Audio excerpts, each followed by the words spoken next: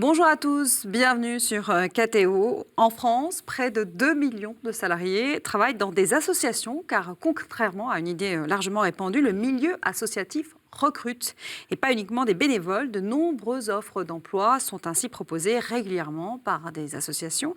Faut-il pour autant qu'on travaille dans une de ces associations en épouser la cause? C'est ce que nous allons voir avec vous, messieurs. Joseph Touvenel, bonjour. Bonjour, Priscilla. Vice-président de la CFTC. Jean-Eudes Tesson, bonjour. Bonjour, Chef d'entreprise. Alors, Joseph, quels sont les avantages à travailler dans une association? Il y a un avantage. C'est si c'est une association qui a un but, qui correspond non pas qu'à faire de l'argent, mais à autre chose, ben l'avantage, c'est que ça correspond à ses convictions normalement. Le reste, si je suis salarié dans une association, je suis salarié, je travaille, toute la valeur travaille. Mais la valeur, c'est ça. C'est si je suis attaché à ce que fait... si je vais travailler dans un syndicat ou un handicap international, normalement, ma motivation, mon intérêt n'est pas la même chose que je suis chez Total. On espère que vos intérêts en tant que syndicaliste en tout cas, c'est souhaitable. Correspondent à ceux de votre syndicat. Ce n'est pas toujours le cas, d'ailleurs. Ça peut poser, d'ailleurs, des problèmes, parce que la question, c'est est-ce que je dois adhérer au but de mon association? Il me semble que c'est légitime quand c'est une association qui a un engagement qui touche à la conscience. Il est légitime d'y adhérer. Alors après, plus ou moins, il y a... Mais on ne peut pas dire moi j'ai horreur des handicapés, je vais travailler à handicap international, il faut mieux éviter. Ça serait pas bien, parce qu'on ferait moins bien son travail. Après, comme dans toute entreprise, la patte humaine, la taille, je parlais d'handicap international, ça va être 3200 salariés. Ce n'est pas la même chose que la petite association de la paroisse qui a un demi-salarié et 3 bénévoles. On est d'accord. Pas forcément. Non, on n'est pas d'accord. Donc Jean-Eudes n'est pas d'accord. Il va nous dire pourquoi. Complètement d'accord avec Joseph. Je pense que ça dépend de la nature du poste.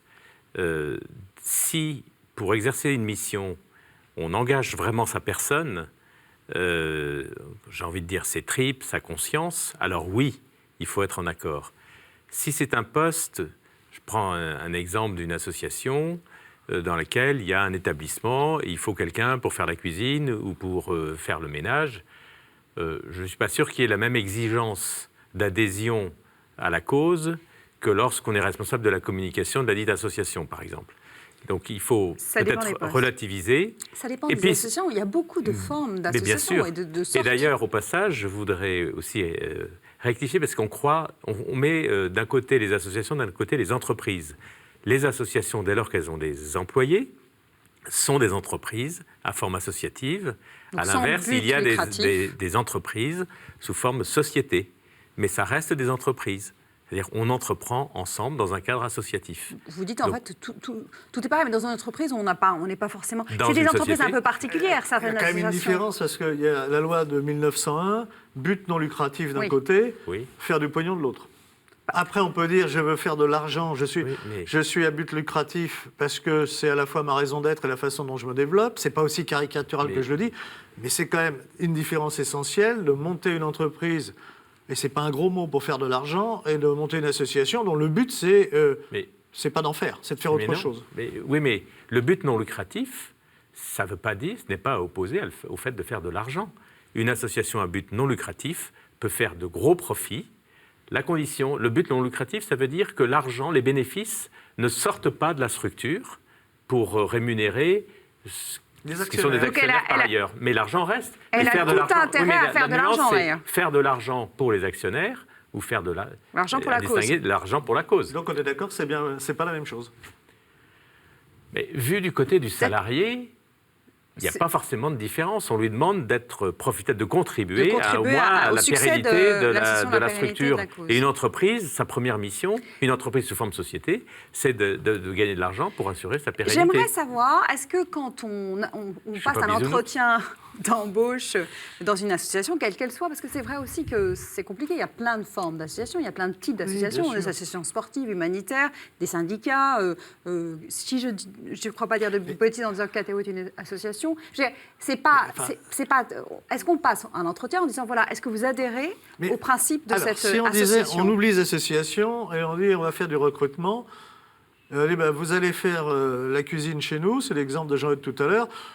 Bon, donc le projet d'entreprise, vous en moquez parce que vous êtes en cuisine. Je n'ai pas dit ça. Ça semblerait aberrant à tout le monde.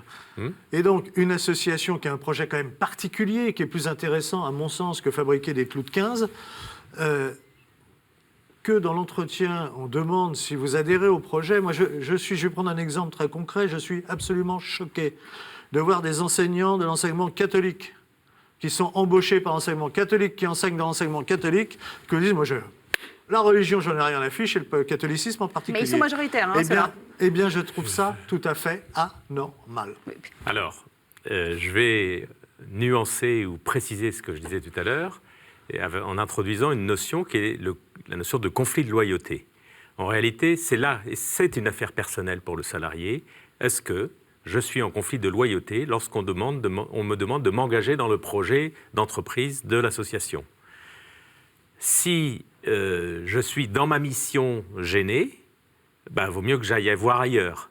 Et puis si mon employeur s'aperçoit que je ne suis pas cohérent ou congruent dans ma façon d'exercer mon travail, dans la mission que m'on a confiée, l'employeur en tire les conséquences. Donc il n'y a pas, pour moi, de réponse générale à donner. Ce qui est important, c'est la façon dont on gère ces risques de conflit de loyauté lorsqu'il y en a. Mais le conflit de loyauté, à mon sens, a plus d'intensité et d'importance quand l'œuvre, parce qu'il s'agit d'une œuvre, quand je parle des associations, c'est celles qui participent à une œuvre, quand on participe à une œuvre, plutôt que quand on participe, ce qui n'est pas un gros mot, ce qui n'est pas un reproche, ce qui est pas mal, qu'on participe à la vie du système capitaliste. Ce que vous dites, Joseph, c'est que dans une association, quand on travaille pour une association, alors avec une forte dimension, vous parlez d'handicap international, il y en a plein d'autres, mais on travaille aussi avec son cœur, avec ses convictions, ce qui n'est pas forcément, on met peut-être plus de soi ça me paraît plus important quand on est dans une association comme celle-là que dans une entreprise. Et du coup, le danger, alors vous n'êtes pas d'accord? Je vous laisse la parole. Non, parce que je prends un exemple, les EHPAD. On trouve des EHPAD. C'est les établissements qui accueillent des personnes âgées dépendantes. Il y en a qui sont sous forme associative et d'autres sous forme de société. Le salarié d'un EHPAD, on lui demande d'être au service, celui qui est en contact avec la personne dépendante, d'être bienveillant, d'assurer l'aide qu'on lui demande, qui est demandée, etc. Je ne suis pas sûr. Là, on est dans des associations sans forcément de cause. C'est un statut hérité peut-être du passé ou lié à la façon dont ça s'est constitué. Mais moi, je ne vois pas de différence entre pour certains EHPAD qui sont sous forme associative et d'autres qui sont sous forme de société. Ils ont les mêmes contraintes. On leur demande d'exercer la même mission. Forme, ce que vous dites. Mais oui. ce n'est pas toujours le cas. Qu'il y ait des EHPAD très bien gérés, soit faits très humainement dans le secteur privé, certes. Que d'autres de secteurs associatifs ne fassent pas son boulot, on peut trouver des exemples, certes. Il y a quand même une différence essentielle. C'est les bénéfices qui sont réintroduits au bénéfice des personnes âgées ou d'autres. Et pour moi, sur ce terrain-là, qui est le terrain de l'accompagnement des personnes âgées ou des personnes qui sont handicapées, eh bien oui, faire du pognon sur le dos de ces personnes me choque un peu. Alors j'aimerais qu'on passe à un des dangers qui peut exister, et je sens que Jean-Eudes n'est pas d'accord, mais il répondra après, mais juste un des dangers qui peut exister dans une association, justement, où on met tout son cœur, ses convictions, on est entré pour l'association, c'est d'être managé par les sentiments, de ne pas réclamer le salaire auquel on a droit, et d'accepter de travailler beaucoup plus, d'avoir des horaires de travail. Voilà, parce qu'on le fait avec ses convictions, avec son cœur. Oui, mais justement, tout dépend du type d'association. Est-ce que c'est une association dans laquelle il y a une vraie cause? Oui, mais peu importe, j'allais dire, Jean-Eudes. Il y a des règles de travail, il y a un code de droit du travail, vous le disiez, une association, c'est une entreprise comme une autre. Donc il y a des codes. On ne peut pas vous faire travailler 60 heures parce que vous travaillez pour Handicap International. Enfin, ça paraît hors de propos. Alors là, je joue le rôle de Joseph, pardon. Non, mais s'il y a un engagement à la cause, ça permet de supporter certains désagréments, certaines conditions de travail difficiles, des rémunérations moindres, parce qu'on se dit, c'est une façon de m'épanouir aussi, je donne du sens à ma vie, à mon travail, mais il y a d'autres façons de donner du sens à son travail, c'est pas seulement la cause. Mais il y a des limites à poser, vous êtes d'accord? Bien sûr, oui. Voilà, c'est le revers de la médaille. Il y a un certain nombre d'associations où on considère que le salarié est là, mais l'œuvre de l'association est tellement importante qu'il doit renoncer à toute vie personnelle, à toute vie familiale. Non. Il est salarié, il est dans le cadre du travail, ça doit apporter un plus naturellement. Ça ne peut pas se discuter en disant c'est autorisé ou c'est interdit. Mais il y a effectivement des abus, notamment par des gens, et quand je regarde dans les mouvements d'église, il y a des gens qui appréhendent mal la vie du travail ou la vie de famille, et qui du coup ne se rendent pas compte qu'ils veulent imposer à d'autres ce qu'ils ne devraient pas imposer, notamment en trouvant normal qu'il reste des heures invraisemblables. Je ne suis pas contre le fait de rester un peu plus. Tout ça, c'est des problèmes d'équilibre, mais à tous ceux qui se posent des questions et qui appartiennent à l'Église, je leur conseille de lire et de comprendre la doctrine sociale de l'Église, qui là-dessus est assez équilibrée. C'est assez clair. Et à l'inverse, lorsqu'il y a des bénévoles, parce qu'ils sont bénévoles, on a tendance à être moins exigeant vis-à-vis d'eux. Mais il n'y a pas de raison. Oui. La bienveillance nécessite une certaine exigence. Et le suivi des bénévoles et la gestion RH des bénévoles. Je suis le petit patron de la CFTC sur Paris. Il y a des salariés, il y a des bénévoles. Dans les bénévoles, je n'ai pas n'importe qui comme bénévole. Il y a des gens qui ont voulu être bénévoles. Je leur ai dit non parce qu'ils perturbaient l'équipe, ils perturbaient le travail. S'ils viennent, c'est dans un cadre qui est le cadre du travail. Apporter leur savoir-faire, leur temps, leurs compétences.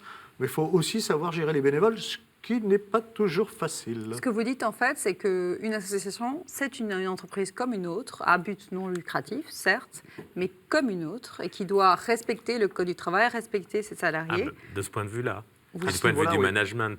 Mais ce n'est pas une entreprise comme une autre, puisque c'est une forme associative, puisqu'elle est sans but lucratif, mais néanmoins, elle a à fonctionner, c'est des hommes et des femmes. Hors de ça, elle a les mêmes, règles, les mêmes contraintes. Elle doit le même respect à ses salariés bien sûr. Que n'importe quelle Oui, entreprise. mais peut-être même plus parfois, parce qu'en termes d'exemplarité, s'il y a une cause humanitaire, etc., on peut considérer, et ce n'est pas le cas toujours loin de là, qu'une organisation syndicale devrait traiter dans le respect du Code du travail ses salariés. Oui. Je pourrais sortir plein de cas, dans les autres évidemment, y compris dans mon organisation en général, plein de cas où ce n'est pas ça. Oui. Et c'est d'autant plus choquant. Donc il faut être vigilant, même si on travaille dans une association aussi belle soit-elle que la CFTC, voilà, aussi belle que soit-elle que l'association diocésaine catholique, l'Église de Paris en fait, qui est une association. Voilà, il faut être vigilant et respecter les hommes et les femmes qui y travaillent. On est d'accord là-dessus tous les deux ? Tous les trois même. Ouais, on va accepter que Priscilla... que je donne mon avis pour une fois. Merci à vous tous les deux. C'est un exemple d'intelligence collective qu'on vient de faire là. Voilà. Merci à vous, à tous les deux. Merci à vous de nous avoir suivis. Et je vous dis évidemment à la semaine prochaine.